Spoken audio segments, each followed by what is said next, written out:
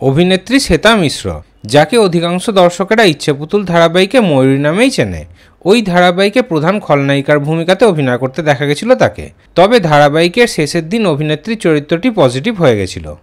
সেই শ্বেতা মিশ্রকেই কিন্তু অনেকদিন হয়ে গেল বাংলা সিরিয়ালে অভিনয় করতে দেখা যায়নি। ইচ্ছেপুতুল ধারাবাহিকটি তো শেষ হয়েছে অনেকদিন হয়ে গেছে।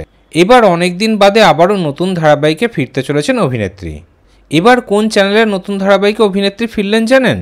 বাংলা বিনোদনের সবচেয়ে জনপ্রিয় দুটি চ্যানেল হলো স্টার জলসা এবং জি বাংলা। তার মধ্যে এবার জি বাংলার নতুন ধারাবাহিকে ফিরতে চলেছেন অভিনেত্রী। জি বাংলায় আসতে চলেছে নতুন ধারাবাহিক দুর্গামণি ও বাগমামা, যেটি হলো সাহানা দত্তের প্রোডাকশনের ধারাবাহিক। এই নতুন ধারাবাহিকেই প্রধান খলনায়িকার ভূমিকাতে দেখা যাবে অভিনেত্রী শ্বেতা মিশ্রকে। হ্যাঁ, আবারও অভিনেত্রীকে কিন্তু খলনায়িকার ভূমিকাতেই দেখা যাবে।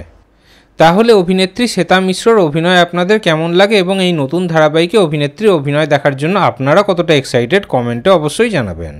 বাংলা সিরিয়ালের এই ধরনেরই নিত্য নতুন আপডেট পেতে চ্যানেলটি এক্ষুনি সাবস্ক্রাইব করে নিন।